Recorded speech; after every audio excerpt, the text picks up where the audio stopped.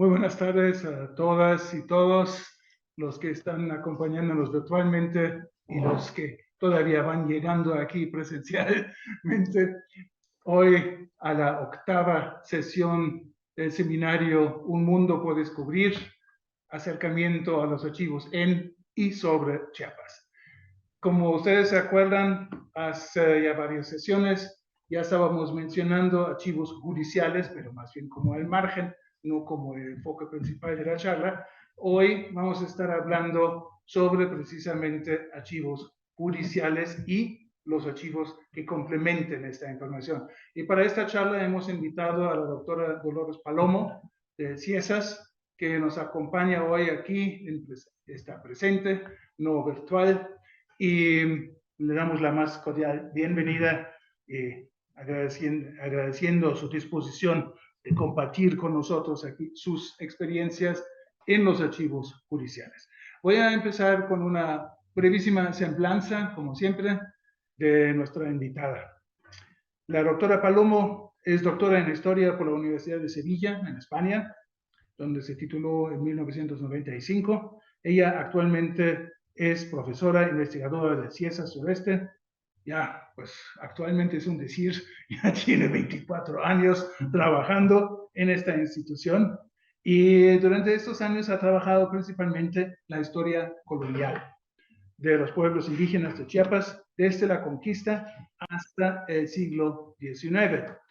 Y entonces ahí se enfocó sobre los diferentes ejes temáticas como son gobierno, justicia, tierras, procesos étnicos y demográficos, instituciones y religión. Asimismo, ha coordinado el proyecto de rescate del archivo histórico del Centro Coordinador Central Social en San Cristóbal. Ya hemos escuchado en la última plática sobre este archivo. De este trabajo ha resultado un catálogo electrónico del archivo histórico. Esto pronto va a estar otra vez accesible también a través de nuestro banco de datos aquí en la página del CEMSUR.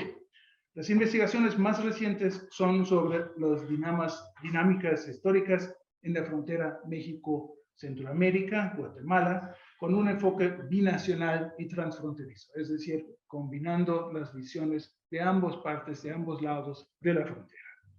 En docencia, la doctora Palomo ha sido coordinadora académica de la maestría en antropología social del CIESAS, en este caso en la combinación entre CIESAS Occidente y el Sureste, entre los años 2002 y 2004. En 2011 hasta 2014 fue la directora regional del CIESAS Sureste. Actualmente, de esto vamos a estar hablando hoy. Actualmente la doctora Palomo está terminando su libro sobre, y voy a leer el título, El gobierno y la justicia local en los tiempos de la igualdad jurídica, los ayuntamientos de los pueblos del partido de Ocosingo, Chiapas, 1812 hasta 1871. Pues bienvenida, doctora, y pues cedemos la palabra. Muy buenas tardes a todos y a todas. Bienvenidos, bienvenidas a esta ya octava de nuestro seminario. Un mundo por descubrir, el acercamiento a los archivos en sobre Chiapas. Y es un honor, como ya lo mencioné, como invitada de esta sesión. Y yo quiero comenzar esta plática preguntándote, sí, bueno, pidiéndote que nos puedas explicar en qué consiste el proyecto que has trabajado. ¿Cómo te acercaste a este proyecto? Bueno, pues muchas gracias. Muchas gracias, Gerardo, por invitarme a este espacio a compartir lo que uno está trabajando y pues verlo desde otras perspectivas también te hace cuestionar lo que estamos trabajando, ¿no? Bueno, pues a mí me gustaría empezar señalando pues, una cuestión casi metodológica a la hora de esta investigación, para ver que todos cometemos errores a la hora de ponernos a investigar, ¿no? Lo que sí es cierto es que somos historiadores y es necesario partir del presente para plantearnos qué queremos hacer en el pasado. En ese sentido, yo desde que empecé a hacer investigación sobre Chiapas, desde que vine a Chiapas y conocí el contexto chiapaneco, siempre me interesó mucho por qué los pueblos indígenas, después de un pasado colonial muy rudo, una época republicana o nacional después de la independencia en la que tampoco mejoraron mucho las cosas, las condiciones, la igualdad jurídica, de lo que vamos a hablar y de lo que muchos autores dicen que casi que supuso la desaparición de los indígenas. Pues desde estas circunstancias yo siempre me pregunto, bueno, ¿por qué después de todos estos procesos que ha vivido la población indígena, los pueblos indígenas, en concreto los de Chiapas, pues siguen teniendo tanta fortaleza actualmente? De diferentes formas, con sus características particulares, cambiantes, etcétera, pero siguen estando presentes en un Estado nacional en el que realmente a lo largo de la historia no han, un Estado que no les ha dado su espacio. O bueno, eso es una cuestión para discutir, ¿no? Bueno, entonces, bajo esas premisas, porque estoy convencida, como les decía al principio, que hay que partir del presente, de las problemáticas presentes para cuestionarnos sobre el pasado, para que nuestro trabajo tenga algún sentido.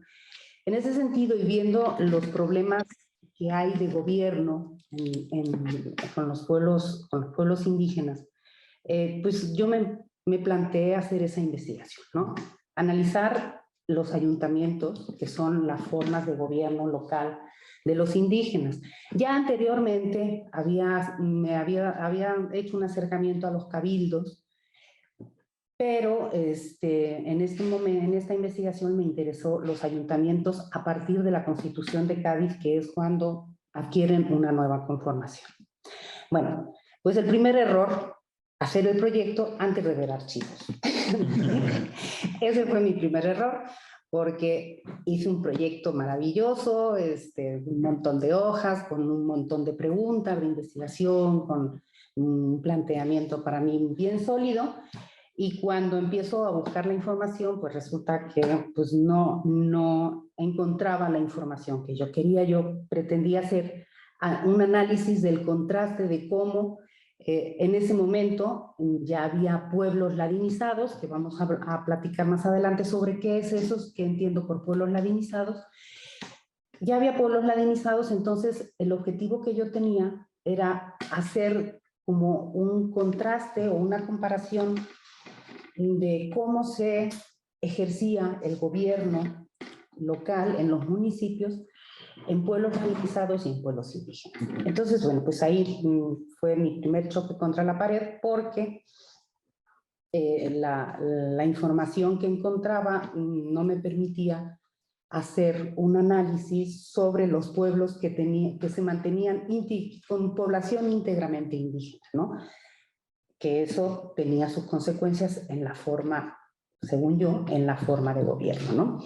Entonces, bueno, empecé a trabajar en el Archivo Histórico del Estado, en el CUIP, en Tuxtla, y ahí afortunadamente me encontré con, en el Fondo Castañón y Gamboa, está la documentación del Ayuntamiento de Ocosingo.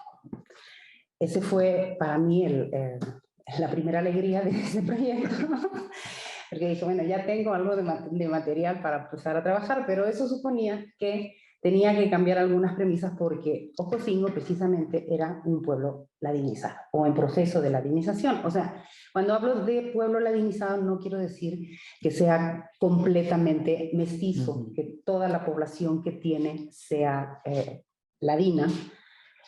Generalmente el mayor número de población es indígena, pero tiene un grupo de población ladina que generalmente es la que está mejor posicionada económica y socialmente. Entonces, y la que eso gobierna tiene consecuencias. A veces. Exactamente, o sea, hacia ahí vamos, hacia ahí va el asunto, ¿no?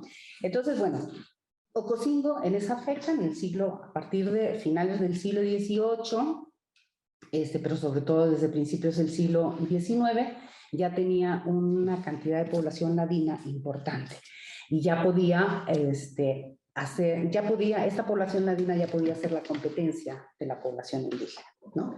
Entonces, bueno, dije, bueno, pues si tengo esta información, pues tengo que cambiar, digamos, el objetivo del proyecto. En lugar de hacer un contraste entre gobiernos en pueblos indígenas y gobiernos en pueblos ladinizados, pues lo que voy a hacer es, dentro del mismo pueblo, ver cómo se desarrolla el gobierno local dentro, en un municipio diverso, ¿no? Con población que implica una relación entre diversos grupos de población. Entonces, bueno, ese fue el primer cambio que le hice. Y cuando ya empecé al proyecto y cuando ya empecé a ver la documentación, encontré pues lo que finalmente terminó siendo el tema de la investigación, que fue la cuestión de la administración de justicia. Empecé a encontrarme con los documentos en los que en el ayuntamiento se administraba la justicia a nivel local, ¿sí? Eran los ayuntamientos, eran los alcaldes, los integrantes de estos ayuntamientos, las autoridades de estos ayuntamientos, las que administraban la justicia, las que atendían algunos de los casos conflictivos que se desarrollaban dentro de los pueblos, ¿no? Entonces, ese fue, digamos, el derrotero que tomó el proyecto, de ser un proyecto en el que yo pretendía analizar elecciones, pues, economía de los ayuntamientos, cuáles eran los aspectos que atendían los ayuntamientos y demás, pues derivó en cómo se ejercía el gobierno, qué papel podía tener dentro de ese nuevo contexto la población indígena, pero además también un peso muy fuerte en el aspecto de la administración de justicia, ver cómo se ejercía la justicia. En esos, si nos imaginamos, esos pueblos son pueblos rurales en la época de la que estamos hablando, principios de la independencia, son pueblos pequeños, tienen además población diversa, como dices, entre indígenas y ladinos, y como que tú mencionaste varios conceptos así que llaman la atención. Uno es Cádiz, la Constitución de Cádiz, ¿no? Y la otra, bueno, Cádiz implica la cuestión de los fueros, la igualdad jurídica, exactamente, pero digamos, realmente podemos hablar para esta época de más que un intento de aplicar justicia, digamos, desde la mirada del gobierno latino, del Estado. ¿Qué existía ahí realmente, digamos, en un mundo que se gobierna de usos y costumbres, donde hay fricciones posiblemente? ¿Qué tan real es aplicación de justicia? Bueno, ese es justamente digamos, el eje alrededor del cual gira el análisis. Es, digamos, la principal categoría analítica de esta investigación, ¿sí? O sea, no solo analizar el gobierno y la justicia, pero el gobierno y la justicia, ¿cómo? ¿En qué contexto? ¿Sí? ¿Por qué? Y es justamente el de la igualdad jurídica. A ver, yo lo que me planteo en la investigación, a diferencia de la mayoría de los autores que he leído que han trabajado sobre igualdad jurídica, lo que me planteo no es tanto si se aplica o no se aplica. ¿Sí? Es obvio que si me hago esa pregunta, la respuesta la hubiera tenido al segundo expediente. Pues no. A ver, eso tenía una respuesta muy fácil, ¿no? Entonces, no es ese el plantear, y yo no me planteaba ni si perjudicó o benefició a la población indígena la igualdad jurídica, ¿sí? O sea, todos pensamos, qué buena onda Cádiz, ¿no? La igualdad jurídica, qué bien, los indígenas van a tener las mismas oportunidades que los ladinos. Y pues luego después cuando ya vamos analizando los casos, no, pues qué mala onda Cádiz, porque resulta que los indígenas pues están en desventaja y en realidad lo que hicieron fue, opiniones, desaparecieron de la historia nacional, se invisibilizaron, los perjudicaron, etcétera, etcétera. Obviamente, la igualdad jurídica se aplicó en un contexto de desigualdad económica y social, y eso tiene sus consecuencias, obviamente, ¿no? Entonces, no tiene caso preguntarse si perjudicó o benefició, o si se aplicó o no se aplicó. Ese nunca estuvo en mi mente, ¿no? Pero lo que es una verdad innegable es que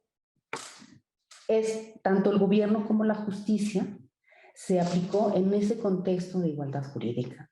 O sea, desde Cádiz, desde la Constitución de Cádiz, uno de los postulados que se legisló, que no tiene su origen en Cádiz, obviamente, esto tiene su origen mucho más allá, a finales del siglo XVIII, la Revolución Francesa, otras revoluciones, etcétera, etcétera, ¿no? Pero bueno, para el mundo hispano, Cádiz fue digamos, la constitución, o fue el momento en el que se estableció la igualdad jurídica junto con otros muchos conceptos, la ciudadanía, la representación, etcétera, etcétera, ¿no? Entonces,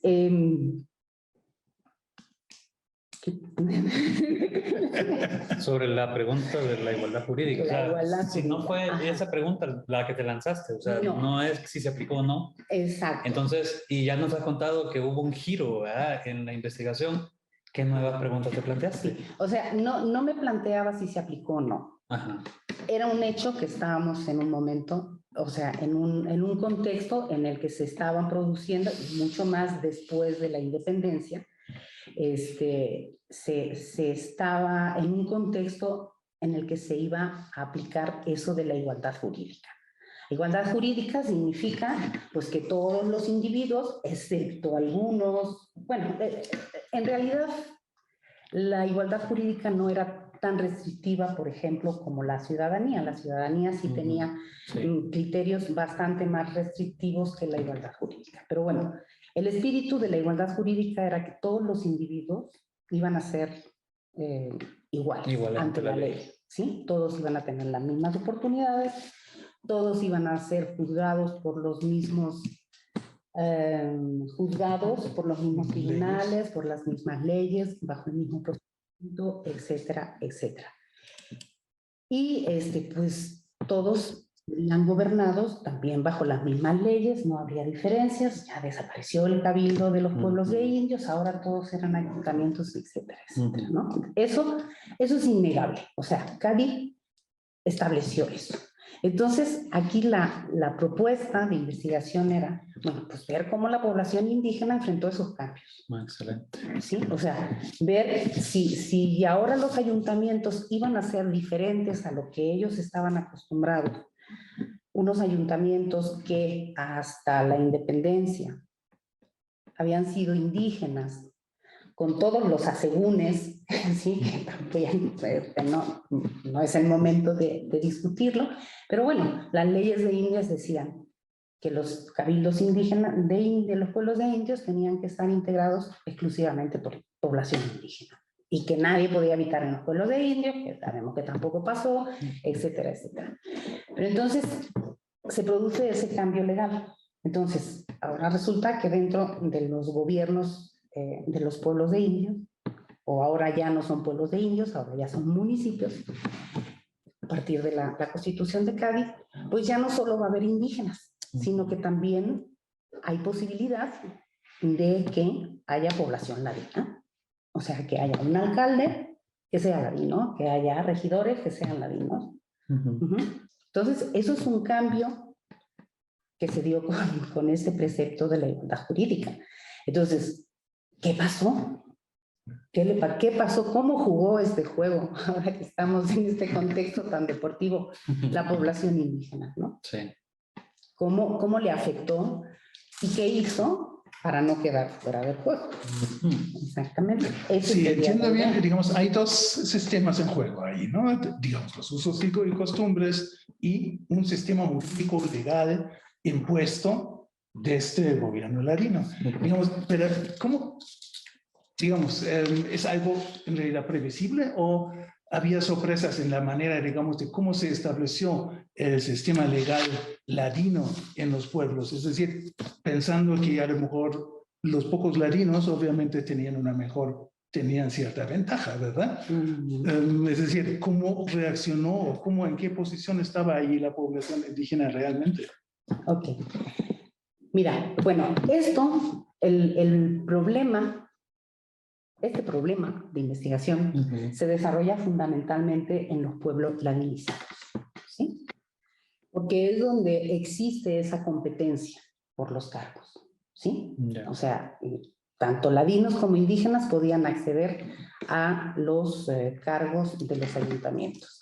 ¿Qué pasó en los pueblos que quedaron indígenas, que seguían siendo indígenas? Pues la verdad no lo sabemos, porque no tenemos mucha información. Tenemos alguna información, pero no tenemos mucha información. Yo supongo que también los historiadores de repente tenemos que echarle fuego a la imaginación. Y no es tan difícil pensar que así fuera, que seguían funcionando como los antiguos cabildos. O sea, eran instituciones constitucionales porque seguramente se ajustaban a lo que la legislación decía que debían ser unos ayuntamientos, posiblemente, pero seguían funcionando. De hecho, ya estaba. Seguían funcionando como cabildos. De hecho, hay una declaración de 1827, creo, algo así. Bueno, de los primeros años después de la independencia, sobre los ayuntamientos. Hay una relación de los pueblos clasificándolos por categorías étnicas, o los que eran ladinizados o los que eran indígenas, y los que tenían ayuntamientos y los que no tenían. Y hay una nota abajo que dice, de estos, de los indígenas, solo el nombre son ayuntamientos, porque, pues, o sea, como se administran, pues deja mucho que desear, ¿no? Entonces, eso, bueno, también es una verbalización que se hace desde el gobierno del Estado, o sea, claro, también hay que tener su crítica de fuente ahí, ¿no? Pero bueno, te puedes dar una idea de cómo funcionaba. No sé si bien o mal. Eso es un juicio que no nos corresponde hacerlo a nosotros, pero formalmente la idea es muy fácil imaginar que funcionaban como los antiguos cabildos. Y de hecho, a lo largo de todo el siglo XIX, y regresando un poco a la pregunta, bueno, hubo diferentes formas, diferentes estrategias, a veces incluso autorizadas por la legislación, por las autoridades del Estado, que permitieron que se pudiera convivir dentro de la institución. No sé si bien o mal. Bueno, hubo muchos problemas, obviamente, ¿no? Pero sí hubo estrategias o hubo formas en las que los diferentes grupos de población en estos municipios ladinizados estaban representados de alguna forma en el gobierno local, ¿sí? Entonces, a lo largo del siglo nos encontramos ayuntamientos mixtos, es decir, ayuntamientos que tienen un alcalde indígena, un alcalde ladino, 4 regidores indígenas y 4 ladinos. Posteriormente, nos encontramos ayuntamientos, todo esto constitucional, o sea, esto reconocido constitucionalmente con todos sus procedimientos de elecciones y todo eso. A ver, no hay mucha información sobre eso. Tenemos que ir rascando un poquito, así como decíamos el otro día, ¿con quién era? Con Armando, ¿no? Una rayita en todo el expediente que te encuentres, que te puede dar luz sobre algo, ¿no? Porque pues tienes que trabajar con la información que tienes, ¿no? Entonces, hay pueblos mixtos, hay pueblos paralelos, es decir, hay un ayuntamiento constitucional compuesto con ladinos y hay de forma paralela la elección de un ayuntamiento constitucional, elegido de forma constitucional, pero integrado por indígenas. esos, digamos, fueron los modelos por lo menos hasta la primera mitad del siglo XIX. Pero además de eso, convivían también estructuras de gobierno indígenas. Hay un momento, creo recordar que es en 1849, más o menos en esa fecha, en el que hay un documento que dice, el documento es sobre la conveniencia, que se discutiera la conveniencia de que regresaran los antiguos cabildos. Porque, pues, eran útiles para... No lo dice tan claro, pero hace una descripción de cómo funcionaban los antiguos cabildos y entonces ahí nos podemos dar cuenta de que a las autoridades estatales les convenía, ¿sí?, tener ese tipo de instituciones porque les convenía tener de su parte a la población, o por lo menos no tener a la población indígena muy enojada, ¿sí? Servía también para el cobro del impuesto de capitación. Eso sí fue sumamente importante. Sumamente importante, pero además eso yo creo que ya lo tenían resuelto porque en algunos documentos, en los libros de cargo y data del ayuntamiento, aparece el pago, así aparece, pago de no sé cuánto, 12 reales, no sé qué, ya no me acuerdo, pago a los mayores, ¿sí? O a los ancianos.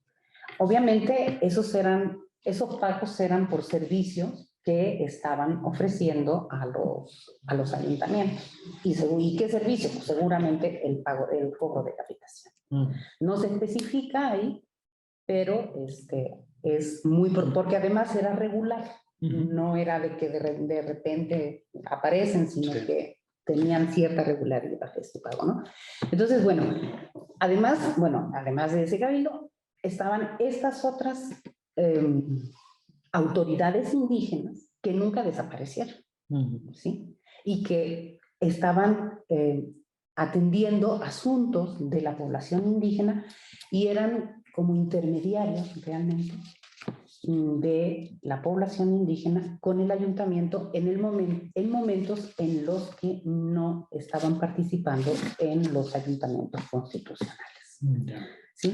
Entonces, aquí está el contraste entre la institución constitucional en la que frecuentemente participaron, muy seguido participaron, y la institución de autoridades indígenas no organizadas constitucionalmente, pero sí reconocidas.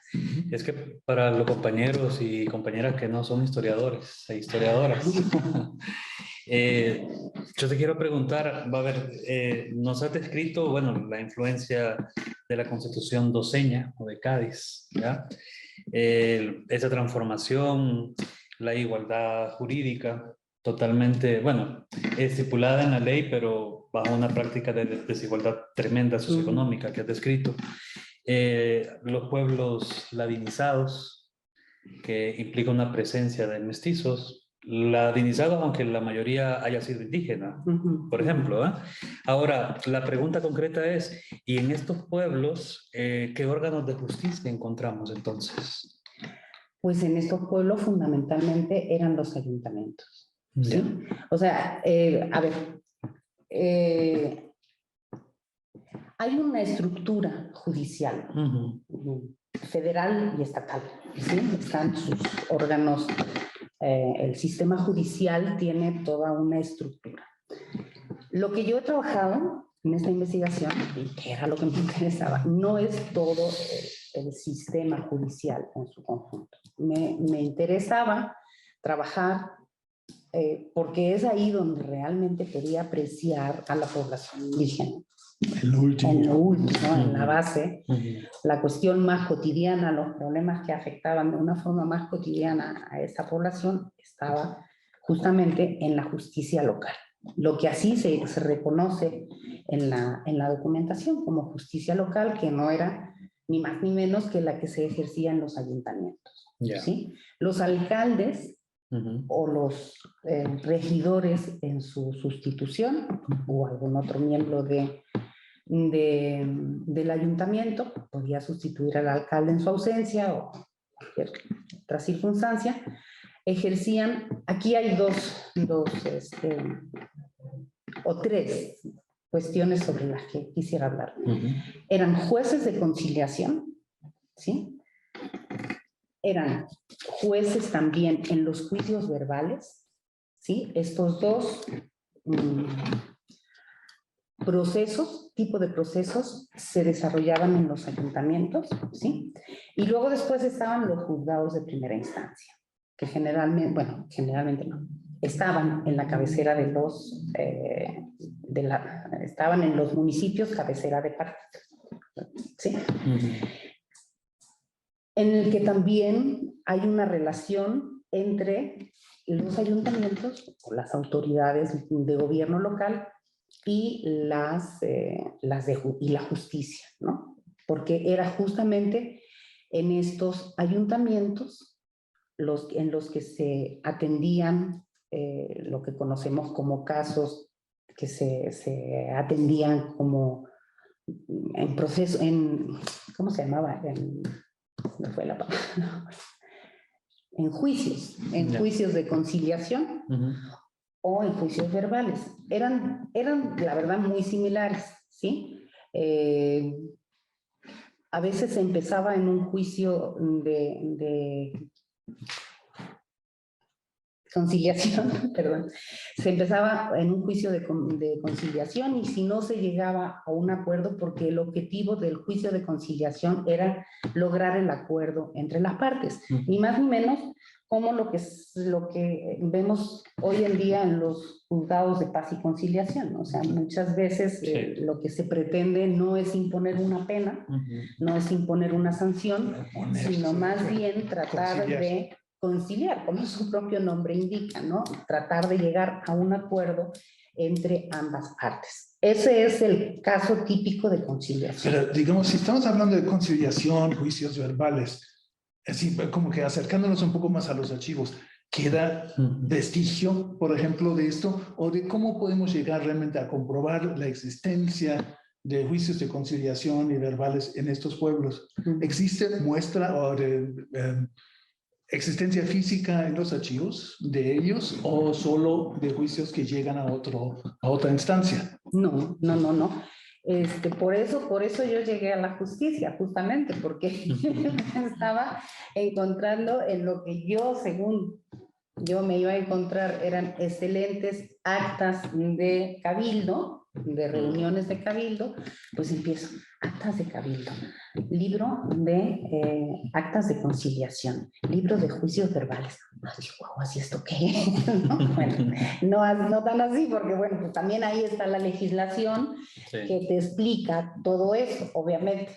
Legislación desde la Constitución de Cádiz y desde, por ejemplo, un decreto que regula, que se llama más o menos el decreto de arreglo de los ayuntamientos, más o menos, pero en realidad lo que regula más bien es la administración de justicia a nivel local, ¿no? Por parte de los ayuntamientos, que fue del 30 de noviembre de 1825, y que estuvo vigente, pues casi en Chiapas estuvo vigente, es un decreto estatal, y estuvo vigente casi hasta finales del siglo XIX. Bueno, yo ya le perdí la pista muy tarde, no sé, igual sigue vigente todavía.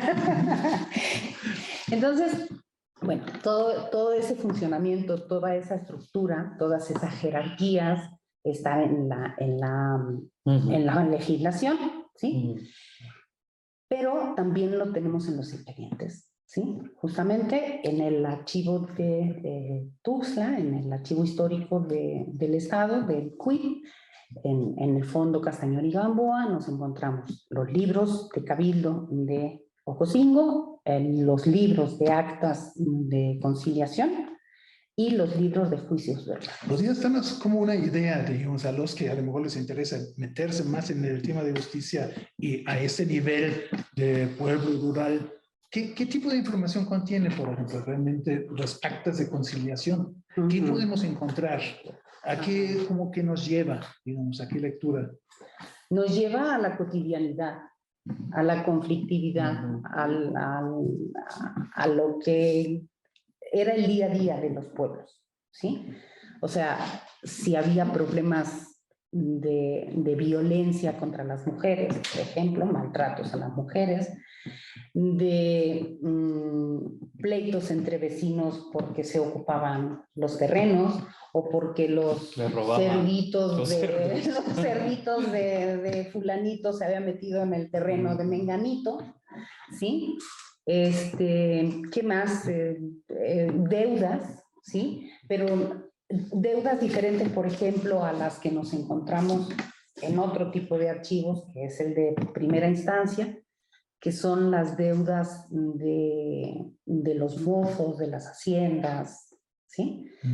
O deudas más fuertes, o sea, hay, si quieren luego después platicamos sobre eso, hay una relación, esto no lo digo yo, lo dice Aaron Bohm, entre los procesos agrarios en esta región y las deudas, ¿sí? No sé si recuerdan lo que dice Aaron, que en realidad lo fuerte de estos ladinos que llegaron a la región del Chilón que él trabaja, lo fuerte era el comercio, no era tanto la tierra. Entonces utilizaban la tierra como moneda de cambio con la que negociaban préstamos para el comercio. Entonces eso explica perfectamente que hubiera deudas, que hubiera pleitos, y hay muchos pleitos por deudas. Pero eso es en primera instancia, porque era un problema más grave. Sí. ¿Sí? O sea, tenía la dimensión del problema era más grande. De las deudas que nos encontramos en conciliaciones, pues que a lo mejor mi vecina me prestó $2 y pues no se los he podido pagar, ¿no? Entonces, pues se acuerda. O no sé, o sea, cuestiones muy del día a día. Bueno, también hay que reconocer que también había agresiones, por ejemplo, pues a lo mejor en una pelea, a lo mejor un bolito, pues le surtía a otra persona, o también faltas a la autoridad, pues a lo mejor iban a alguien que estaba embriagado en la calle y lo levantaban y la embriaguez está muy presente en todos estos pleitos, ¿no? Tanto de conciliación como verbales como los de primera instancia, ¿no? Pero ese tipo de cuestiones es lo que aparece en estos... Es que con lo que nos estás contando, lo que uno puede encontrar, te comento, y todos y todas lo saben, aquí justos también, que hemos visto algunos temas que se pueden investigar en la historia de Chiapas y temas poco estudiados también. O sea, como que ha predominado más lo político, ¿eh? Y yo creo que pasa en todos nuestros países de América Latina, o por lo menos en la mayoría. Pero acá nos estás hablando de la vida cotidiana, por ejemplo, del tema del alcohol, que lo tocamos con Juan Blasco, si se recuerdan ustedes también. Es decir, encontramos como ciertas constantes, y por eso la importancia de este curso, de este seminario, y es que podemos ver temas que se pueden examinar desde diferentes archivos. Y en este caso, los judiciales. Es otro, claro, depende de la pregunta de investigación que uno tenga, ¿eh? Exacto. Exacto. Es que justamente de eso se trata. A ver, ¿qué temas puedo...? También quiero decir que los registros que hay de los juicios de conciliación, de los procesos de conciliación, son muy escuetos. O sea, realmente es... A ver, es media página de una hoja, de una hoja del archivo, ¿no? Entonces, pues, ante mí el alcalde tal se presentó fulanito para quejarse de que las gallinas de su vecina se habían metido y le habían los chiles, no sé, cualquier cosa, ¿no? Entonces, así de forma muy esquemática, para tomar una resolución en el caso, le solicité que nombrara a un hombre bueno, o sea, tanto por parte del demandante como del demandado, se nombraba un hombre bueno, que eran los que intervenían en el caso y los que se supone que asesoraban al alcalde, porque todo esto estamos hablando de una justicia lega, o sea, ninguno de los que intervienen en este tipo de casos tiene conocimientos de derecho, obviamente. Entonces, pues, ¿cómo funciona aquí la justicia? ¿sí? Pues un poco por la idea o por el concepto que cada uno de los que participan en estos pleitos tiene sobre la justicia y sobre lo que en el momento, en la ideología de la época, se concibe como delito, porque no siempre todo el mundo tiene el mismo concepto de lo que es un delito, ni en todas las épocas, obviamente, sobre lo que es el honor, sobre lo que es el ultraje, sobre lo que es una agresión. O sea, todos estos conceptos, ¿sí?, están muy presentes en la resolución de los casos. Eso por una parte. Los usos y costumbres, que hablabas de los usos y costumbres, por supuesto que están presentes, ¿sí? En esos pueblos indígenas en los que no tenemos información de cómo funciona, que no iban a estar presentes los usos y costumbres, pues sí, claro que sí. O sea, lo importante era que hubiera un ayuntamiento conformado y que tuviera un alcalde que ejerciera de juez de conciliación. Pero luego después, como el juez de conciliación y todos los individuos que estaban a su alrededor desarrollaron el juicio, pues eso ya era de una forma muy subjetiva. O sea, ahí la subjetividad estaba súper presente, ¿no? Entonces, ¿y cómo podemos acercarnos a estos textos? Pues dependiendo de eso, de la pregunta que cada uno tenga. Cada uno va a encontrar en el mismo juicio la información que le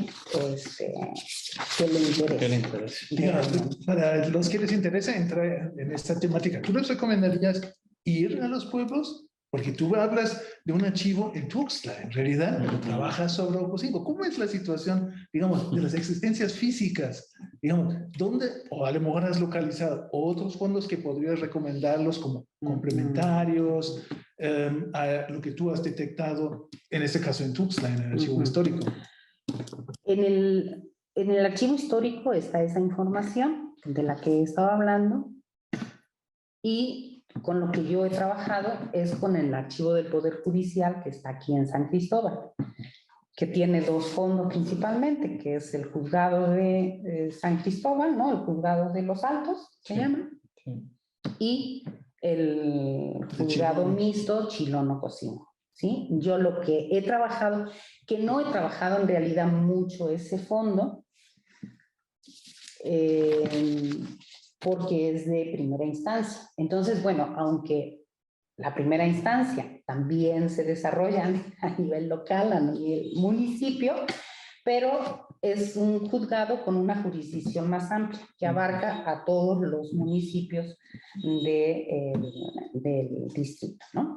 Entonces, no es estrictamente justicia local, ¿sí? Es justicia en primera instancia y se supone que los procedimientos son diferentes realmente. O sea, si tú contrastas un juicio de conciliación con un juicio de primera instancia, obviamente se ve la diferencia, ¿no? Entonces yo he trabajado eso, pero ¿por qué me acerqué yo a este archivo? Porque la mayoría de los procesos que se desenvuelven en los juzgados de primera instancia inician con la intervención de las autoridades locales, de las autoridades municipales, de los alcaldes y regidores. ¿Por qué? Pues porque si hay un muertito, pues el primero que llega no es el juez de primera instancia, es el alcalde, ¿no? Entonces, las justicias del pueblo. Sí. Las justicias. Y aquí está lo interesante, la poca información que he encontrado sobre autoridades municipales de pueblos indígenas está justamente en este archivo. ¿Sí? Porque ahí nos encontramos quiénes son, si hay o no hay, porque hay veces que no todos los pueblos, o sea, una vez que se produce la independencia y se da este cambio de pueblos de indios a municipios, pues no todos los antiguos pueblos de indios se convierten en municipios, ¿sí? Entonces, hay pueblos que no son municipios, que no alcanzan la categoría de municipio, ¿no? Eso va cambiando, ¿verdad? En el siglo XVIII, ¿no? En el siglo XIX, perdón. Pero entonces, bueno, pues ahí te das cuenta de si quien interviene en el levantamiento del cadáver, no en el levantamiento, en las primeras averiguaciones o en las primeras indagaciones, diligencias, así se llaman exactamente, en las primeras diligencias, pues si son el alcalde de X sitio, ¿sí? O si es el pasado, el gobernador, o sea, una autoridad tradicional, que tienen nombres diferentes, ¿no? O sea, aparecen en la documentación con nombres diferentes, ¿no? Entonces, la poca información que yo he encontrado, no quiero decir que no exista, ¿no?, sobre estos ayuntamientos en pueblos indígenas ha sido justamente en el archivo judicial. Ya. Casualmente. Hubo muchos cambios, es decir, cambios políticos, pero que también tuvieron efecto sobre la organización de la justicia, específicamente en la primera parte del siglo XIX. ¿Qué recomendarías tú a los que quieran entrar al tema? Digamos, ¿dónde pueden buscar o organizar su propia propuesta conociendo el contexto de la justicia en estos años? ¿Hay documentación que tú recomendarías que antes de meterse, oriéntense con esto y aquello y lo otro? Pues fundamentalmente con la legislación. O sea, si quieres tener una idea más o menos clara de cómo funcionaba, a pesar de los cambios frecuentes que tenía la legislación en todo el siglo XIX, pero sí te da una claridad y sí te da una idea de cómo funcionaba la justicia y de cómo ir a buscar en los archivos en diferentes tipos de documentos. O sea, aquí los archivos, bueno, pues básicamente está del CUIC, ¿no? El Archivo Histórico del Estado, que es lo que yo he localizado, el Fondo Castañón y Gamboa. Está el archivo del Poder Judicial de aquí de San Cristóbal con sus fondos, están también en el CUIF está el de primera instancia de Comitán, ¿no? Que son los que yo más o menos tengo ubicados. Entonces, los archivos, cada órgano o cada instancia dentro de la estructura de justicia tiene su propio archivo, ¿sí? Pero dentro de ese archivo, pues hay diferentes tipos de documentos, ¿no? Entonces, si tienes más o menos claro a través de la legislación cómo funcionaba, pues eso te puede dar una mayor idea de qué tipo de expedientes puedes ir a buscar. Porque, bueno, en cada uno de los archivos pues, no solamente están los expedientes judiciales de cada uno de los procesos, sino que tienes, pues, libros de comunicaciones, libros de oficios, libros de legislación, o sea...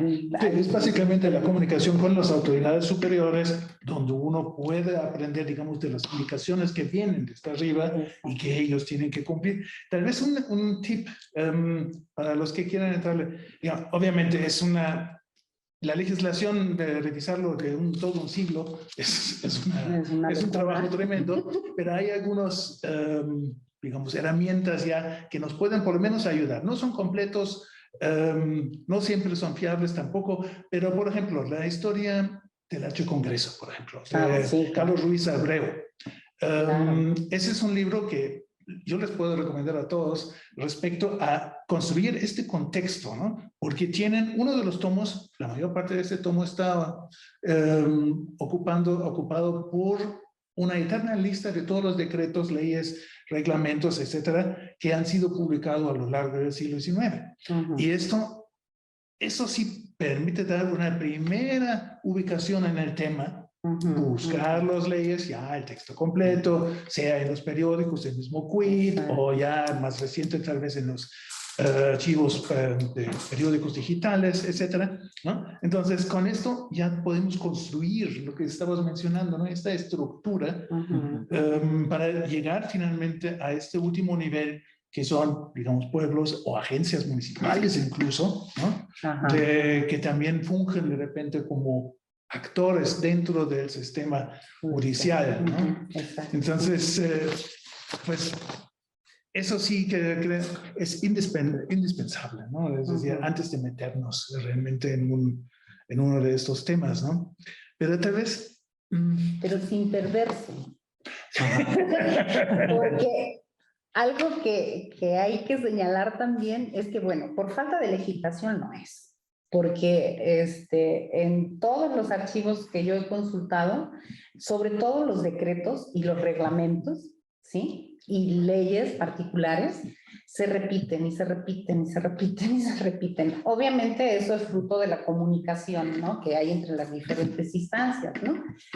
Pero llega a ser apabullante a veces, ¿no? Porque, ay, mira qué interesante este decreto. Y no lo voy a todas las transcribir. leyes y decretos tuvieran una aplicación real. Exactamente. Entonces, Tampoco. pues entonces sí te puedes perder. Sí. Realmente en hay que tener ser muy sistemático a la hora de organizar la información para que no te pierdas, básicamente, ¿no? Tal vez sería interesante, digamos, o importante también, digamos, para los que les interesa el tema, digamos, darles como una idea en dónde. Tú ya mencionaste el archivo histórico del Estado, de Nanquit, donde hay varios archivos judiciales, de archivos judiciales aquí mismo, en San Cristóbal, de Chilón, también del mero Departamento del Centro y otros. Es decir, lo que tenemos que tener claro es que hay una estructura también de archivos. Hay una estructura de los archivos judiciales en todos de las diferentes instancias, ¿no? Es decir, empezando desde la justicia federal, que está organizado en la Casa de la Cultura Jurídica, que está ubicado en Tuxtla. Creo que ya la Tapachula ya no funciona, había antes una. Entonces ahí tendríamos los casos que corresponden a la justicia federal.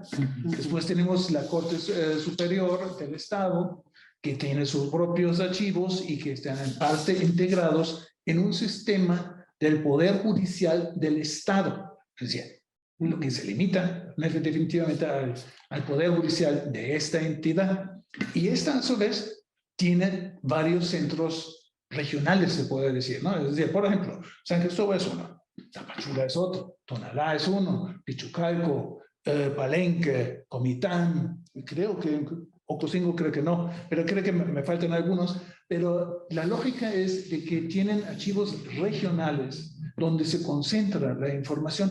Y no es nada sorprendente, digamos, que también en estos archivos judiciales de primera instancia encontramos de repente los de juzgados locales o rurales, que fueran por X razones concentrados de repente en estos archivos que están ahí arrombados dentro de los bultos de toda la documentación del archivo del juzgado de primera instancia, pero donde siempre vale también la pena echarle un ojo, ¿no? Es decir, los chances son buenos de encontrar también este nivel de pueblo rural, como en este caso Ocosingo, o los pueblos subalternos de esta región, ¿no? El departamento de Ocosingo tenía toda una región con pueblos que cada uno tenía también un juzgado local o autoridades judiciales.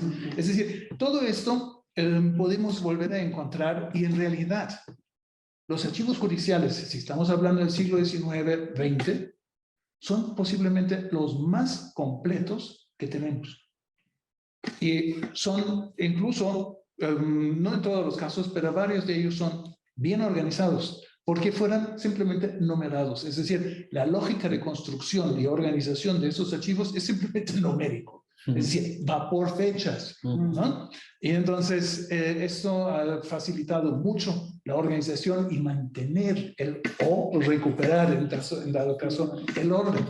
Así que a todos ustedes, los que tienen interés, les recomiendo, digamos, no descarten estas diferentes instancias y de estos sus respectivos archivos, aunque ustedes quisieran ir a este nivel de pueblo rural, ¿no? Entonces, esa sería la recomendación de mi parte respecto al acceso y existencias de archivos. Los archivos son inmensos. Si algún día ustedes tienen posibilidad de ir a Berriozábal, donde está la central del poder de los archivos, del sistema de archivos del Poder Judicial del Estado, son unos bodegas como la ANSA queda chiquita, ¿no? Es decir, son enormes y tienen cantidad, toneladas y toneladas de papel. No todo está organizado, pero están avanzando bastante bien en comparación con muchos otros archivos. Y por lo regular, el acceso es relativamente fácil, Si ustedes tienen interés, pues hablan a Berio Saba, al archivo, presentan su proyecto. Si tienen carta de recomendación de su propio instituto o de instancia donde ustedes laboran, llévanselo, y por lo regular hay acceso a la documentación. Es decir, no es como en otros casos donde como que queda más difícil, digamos, el acceso. En este caso de los archivos judiciales es relativamente fácil, ¿no?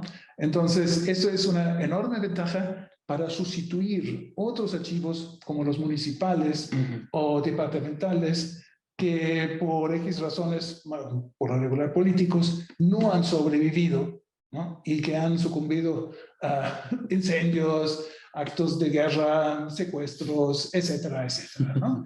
Lo que nos sustituye esta falta es o son los archivos judiciales, ¿no? Bueno, muchísimas gracias, doctora. Gracias, Gracias. Vamos a darle paso a las preguntas de nuestros... No sé si hay algunos comentarios ahí, Justus, en el... A ver, Sí, a ver bueno, si hay han una lanzado. mano levantada. Vamos a darle paso primero a Ramón. A ver, Ramón, adelante. Su comentario, su pregunta.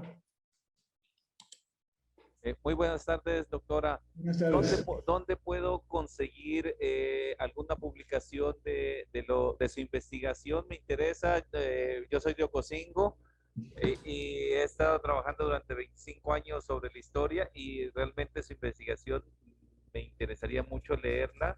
¿Y dónde podríamos tener contacto con usted? Bueno, Ramón, hola. Pues tengo varias cosas publicadas sobre varios artículos. Estoy finalizando la corrección de un libro sobre este tema que retoma toda la investigación en su conjunto, ¿no? Pero cosas parciales sobre este tema están publicados en diferentes artículos y capítulos del libro. Si me dejan, no sé si tengan la dirección o lo que sea, te lo puedo hacer llegar. Perdón, no sé si ustedes saben y conocen, seguramente muchos y muchos sí, pero hay un sitio que se llama Google Escolar o Google Academic. Entonces uno entra, acabo de hacerlo, ingresa, coloca el título o el concepto, el nombre de la investigadora o lo que anda buscando, y si ustedes entran y colocan Dolores Palomo Infante, ahí encuentran, por ejemplo, el archivo histórico del Centro Coordinador Celtal Tzotzil de Chiapas, los ayuntamientos de los pueblos indígenas de Chiapas en el siglo XIX y su relación con los asuntos de justicia, tiempos de secularización, iglesia y cofradías en Chiapas a partir de 1856, y así otros artículos de la doctora Dolores Palomo. Ahí lo pueden encontrar. Ok, y pues para contactar conmigo, pues trabajo en el CIESAS, en la página de CIESAS Sureste, ahí está mi dirección de correo electrónico. Es dpalomo@ciesas.edu.mx. La gran ventaja de este sitio de Google Academic es que aparece el link para descargar los archivos, entonces es mucho más fácil, ¿no? Y claro que se pueden comunicar con Dolores. Claro que sí, con todo gusto, porque además, pues es muy interesante poder platicar con otras personas, porque pues así como que vas discutiendo tus propios planteamientos y te van surgiendo otras ideas y te van diciendo, no, pues es que esto no tiene coherencia para lo que para ti era estaba todo perfecto, redondo, pues no, resulta que no, que no es tan coherente como tú lo pensabas, ¿no? Entonces, pues encantadísima de poder platicar. Les comento ahora que, bueno, una vez que termine este proyecto sobre gobierno y justicia, voy a empezar otro que va a seguir un poco por la misma línea, que es sobre mujeres, así se va a llamar más o menos, mujeres en los juzgados, ¿no? Voy a seguir trabajando sobre este tema de la justicia, pero ahora enfocado a las mujeres, para ver cómo se desenvuelven en los juzgados, cuáles son las principales problemáticas que se desarrollan alrededor de ellas, y sobre todo el objetivo final de este nuevo proyecto va a ser analizar la sociedad en la que vivían estas mujeres. O sea, aquí el objeto de estudio no van a ser las mujeres, van a ser la excusa para comprender un poco más la sociedad, todos esos conceptos y todas esas cuestiones que están girando alrededor de la administración de justicia y que determinaban en un momento determinado pues las sentencias, el tratamiento, los procedimientos, etcétera. Esto va a sobrepasar ya la justicia local porque no creo que los archivos me den suficiente información como para poder trabajar esto. Tendré que ir seguramente a la Casa de la Cultura Jurídica para tener, a Tuxtla, para tener, digamos, porque es otra de las cuestiones que tenemos en estos archivos, en estos expedientes, que muchas veces los que te encuentras en los juzgados de primera instancia de repente terminan y dices, ¿y ahora qué pasó? ¿Por qué se acaba aquí? ¿Cómo? ¿Cuál es el final de la película? Ya que me estaba emocionando. Bueno, pues resulta que no es que acabe ahí, sino que pues el proceso sigue en otra instancia. Entonces tienes que ir a otra instancia, a otro archivo, para conocer el final de la película. Entonces, pues esa es la propuesta que voy a empezar a trabajar, de la que espero dentro de algún tiempo poderles platicar algo más, pero ahora no mucho. Muy bien. Pues les pasamos la palabra, sus dudas, comentarios a todos los que nos están escuchando ahorita. Mientras lo van pensando, una pregunta que a mí me surge, es decir, si estamos hablando siglo XIX, obviamente, primera mitad, de esos dos sistemas o pensamientos jurídicos desde la comunidad y desde el Estado, ¿eso no ha provocado conflictos? Pues sí. Buenas tardes. Yo quería hacer una pregunta, perdón por interrumpir, pero que justo la duda iba en ese sentido o hacia allá. Buenas tardes, gracias, perdón. La duda o el comentario es el siguiente.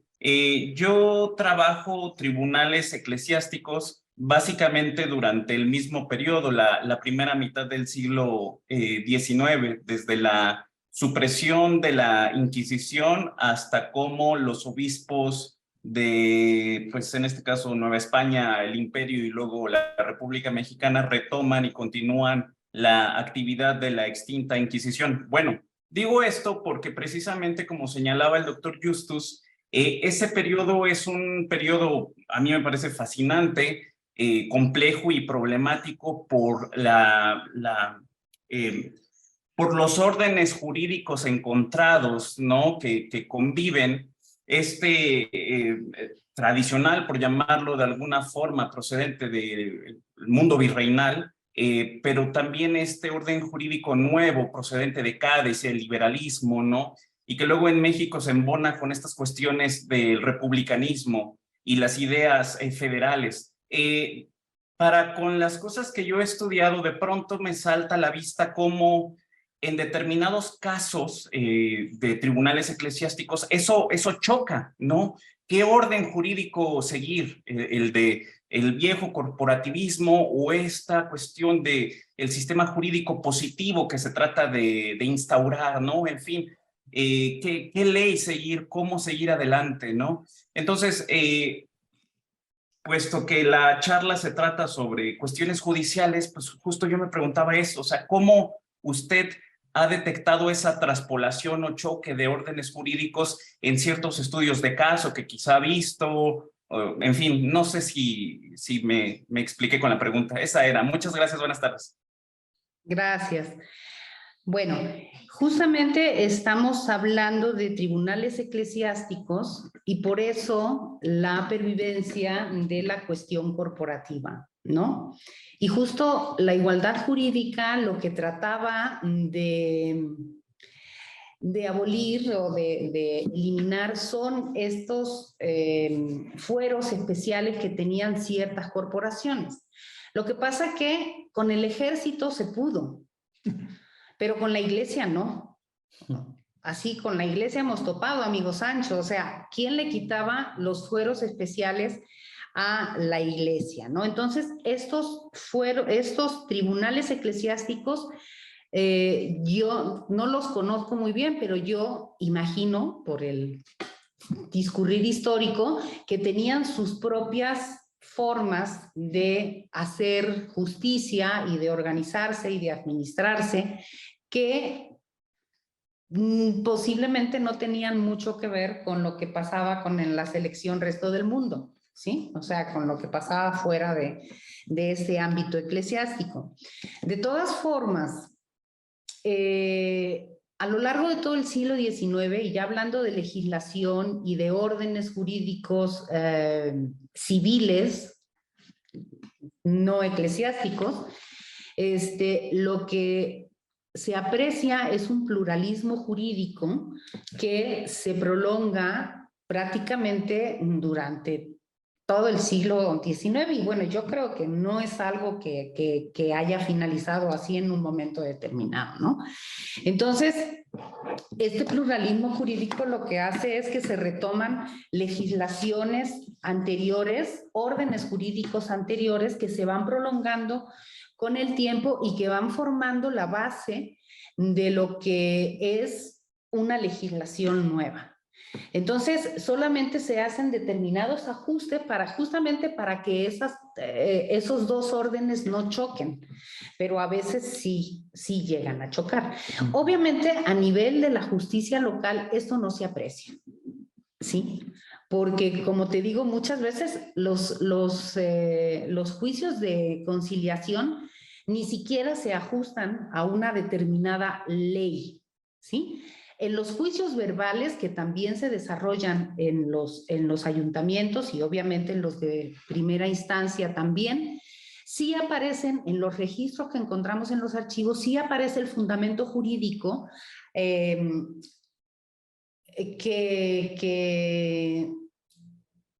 rige, que justifica o al que se atienen para tomar una determinada determinación o una sentencia, ¿no? Pero en los juicios de conciliación no. O sea, ahí no aparece la ley por ningún sitio. Es puro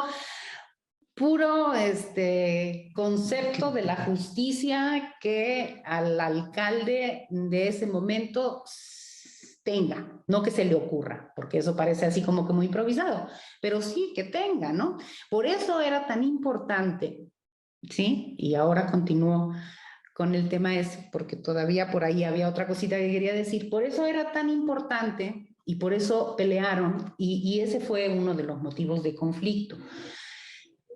Por participar, o sea, los indígenas pelearon por participar de alguna de las maneras en las instituciones de gobierno, ¿sí? Porque de eso dependía la administración de justicia. O sea, un ayuntamiento exclusivamente ladino, en el que la población indígena no tuviera ninguna injerencia, no tuviera ninguna participación, digo, ya no capacidad de decisión, pero sí que por lo menos estuviera con posibilidades de participar de alguna forma era un suicidio en aspectos de la justicia, porque obviamente pues si tenemos a un alcalde que va a tomar una determinación de acuerdo a lo que él conciba como delito, pues obviamente sabemos que los alcaldes eran humanos y los humanos pues ya sabemos cómo funcionamos, ¿verdad? Entonces era muy peligroso, ¿no? Y ese es uno de los motivos por los que los indígenas pelearon hasta el cansancio por estar cercanos a estas instituciones de gobierno. Que yo también tengo otra teoría, que más bien fueron también los ladinos, porque hay de ladinos a ladinos, y los ladinos de Ocosingo tampoco es que fueran la crema innata que había aquí en San Cristóbal, por ejemplo, en la antigua Ciudad Real, ¿no? Más cercanos a las instancias de gobierno, con un mayor poder económico, con una mejor posición social, etcétera, etcétera.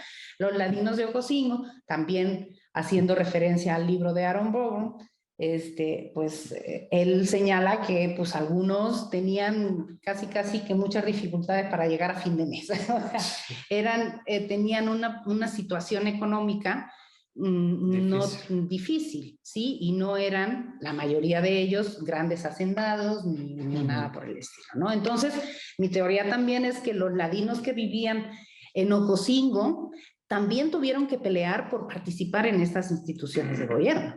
O sea, no era así de que yo soy ladino, ya llego y ya me eligen. No. No, yo creo, o sea, no tengo muchos argumentos para, o sea, no tengo mucha información para argumentar esto, pero me da la sensación de que así también era. Y continuando con lo que señalabas, no sé si conocen el libro de François Xavier Guerra sobre, ¿cómo se llama? No me acuerdo. Del antiguo régimen. Del antiguo régimen de la revolución, exactamente. En el que habla, en el que dice que, bueno, que cuando llegó el liberalismo, así planteado de forma muy burda, cuando llegó el liberalismo no llegó aplastante y ya aquí llego y aquí lo cambio todo. O sea, hubo cambios o sea, todos los cambios que se fueron introduciendo, provocados por el liberalismo, fueron cambios muy paulatinos. Fueron cambios que se fueron en algunos ámbitos de una forma más rápida, en otros ámbitos de una forma más lenta, y en otros ámbitos llegó a fines del siglo XIX y todavía seguíamos en el antiguo régimen, ¿no? Entonces, la legislación, regresando a los órdenes jurídicos, yo creo que fue uno de los espacios en los que esto costó cambiar, ¿sí? O sea, como te comentaba antes, no se desechó completamente lo anterior porque tampoco había una cosa nueva, ¿sí? O sea, no se podían desechar. Platicando con Juan Carlos Arazúa el otro día, yo le decía, es que las leyes de Indias desaparecieron con la Constitución de Cádiz, o sea, con la independencia, y la condición del indio pues era diferente después de la independencia, y me dijo, pues yo tengo la teoría contraria. Dije, ay, ya estamos. O sea, lo que está planteando, y efectivamente lleva toda la razón, es que las leyes de Indias, a pesar de que no estaban vigentes, ¿sí?, pero tuvieron una influencia muy importante en la primera legislación republicana. ¿Sí? Tenemos una pregunta también que se relaciona con esto de Mónica Mendoza, que le voy a leer. Buenas tardes, quisiera preguntarle sobre algo que es muy amplio y complejo con la Constitución de Cádiz y las reformas que trajo consigo la categoría de indio o indígena, que se vio modificada por ciudadano. ¿Qué repercusiones trajo consigo esto para las comunidades indígenas, además de lo que ha mencionado? Sí, justamente la ciudadanía es otra de las cuestiones, otro de los postulados importantes que se introduce en la Constitución de Cádiz y que está muy relacionado con el tema de la igualdad jurídica, ¿sí? De hecho, lo mencionaste en el principio. Exacto. O sea, la ciudadanía digamos que era la que otorgaba los derechos políticos. En aquel momento se hablaba solo o se pensaba solo en ciudadanía política. Ya sabemos que hoy día la ciudadanía no es solo una ciudadanía política, no es solo ciudadano, o los derechos de ciudadano no solo se refieren a los que pueden votar y ser votados, ¿sí? Sino que la ciudadanía se expresa en muchos otros ámbitos, los derechos ciudadanos se expresa en muchos otros ámbitos de la sociedad, ¿no? Que afecta a los individuos. Se habla de una ciudadanía cívica como más amplia que la que es estrictamente política, pero en el siglo XIX lo que prevalecía, y de hecho la Constitución de Cádiz a ello se remite, y la legislación que surgió posterior, es a la ciudadanía política, o sea, quienes tenían los derechos para votar y ser votados, ¿no? Obviamente hay por ahí una teoría que dice, bueno, es que la Constitución de Cádiz dijo eso, pero una vez que ya llegamos a la época republicana y resulta que los ciudadanos son aquellos que tienen esto relacionado también con el concepto de soberanía. La soberanía reside en la nación. ¿Y quién es la nación? Es el conjunto de ciudadanos. ¿Y quiénes son los ciudadanos? Pues con la igualdad jurídica resulta que todos somos ciudadanos. Ah, no, espérenme. Los destinos de la nación no puede quedar en manos de los indios. Entonces, ¿qué hacemos? Hay que restringir la ciudadanía. Correcto. Hay que establecer criterios que restrinjan la ciudadanía. ¿Sí? Entonces, las legislaciones, las constituciones, ¿sí? No te podría hacer en este momento una relación del corpus jurídico que la regula, pero sí empiezan poco a poco a restringir quiénes pueden ser ciudadanos. Bueno, en 1827 o 26, la primera constitución de Chiapas es muy clara, ¿no? Retoma todos los conceptos de jurisdicciones anteriores y limita el acceso a los derechos de ciudadano, a la propiedad, a hacer saber, leer, escribir, tener ciertos ingresos, etcétera, etcétera. Modo honesto, ¿no? De vivir. Y modo honesto de vivir. Que quién sabe qué significa, ¿no? Eso. Entonces, fue casi desde el principio, arranque ya, ¿no? Sí, entonces eso obviamente afectaba, porque hay muchos de estos criterios, el modo honesto de vivir, bueno, pues eso es muy, muy subjetivo, a reserva de que podamos definir bien qué significa eso, pero pues la cuestión económica, ¿sí? Era ya un hándicap para la población indígena, saber leer y escribir, bueno, pues, o sea, había muchos alcaldes ladinos que tampoco sabían leer y escribir, eso estaba claro, pero de todas formas eran alcaldes, ¿verdad? O incluso hasta jueces, ¿no? Que tampoco sabían leer y escribir. Pero es obvio que los criterios restrictivos de la ciudadanía a quienes más iban a afectar era a la población indígena y que posiblemente por eso estaban pensados, ¿no? Para restringir eso a la población indígena. ¿Qué repercusiones tuvo eso en las comunidades? Bueno, pues yo por ahí escribí alguna vez algo sobre ciudadanía. Yo, claro que les afectó porque les podía limitar el acceso a la participación política, pero también tenemos que reconocer que no todos los indígenas participaban en política. O sea, no todos los indígenas participaban en las elecciones, no había democracia. Democracia como la entendemos el día de hoy, ¿no? O sea, había unas elecciones por sufragio censitario en el cual se hacía en fases, había las elecciones primarias y las elecciones secundarias, con lo cual la mayoría de la población indígena participaba en las elecciones solo como un número. Es decir, de acuerdo al número de población que tuviera un municipio, tenía un número determinado de electores primarios, ¿sí? Y los electores primarios solo podían ser los ciudadanos, pero la mayoría de la población indígena no era ciudadana, ¿sí? Entonces, Pues sí, afectó, pero si tenemos en cuenta esto último que estoy platicando, pues realmente no impidió que una parte de la población participara en política. Suficiente para que la población indígena se sintiera representada en estos órganos de representación, que así se llamaban también. Muy bien. Okay. Pues, Bueno, llegamos al final de esta sesión. Muchas gracias, doctora. Antes de terminar totalmente, quisiera darles solo una referencia. Varias veces fue mencionado por la doctora el libro de Aaron Bobrow, ¿no? Enemigos íntimos, terratenientes, poder y violencia en Chiapas. Este libro, por si les haya llamado la atención y quisieran saber un poco más, este libro está gratuitamente accesible en nuestra página de Censur. Así que entran, buscan la serie Nueva Historiografía y ahí encuentran el libro gratuitamente. Muy interesante. Pues, y yo quiero cerrar la sesión también haciéndoles una atenta invitación para el próximo 2 de diciembre ya. 2 de diciembre porque tendremos, hablaremos sobre el archivo Weber, la enseñanza Inabolón, aquí en San Cristóbal de las Casas.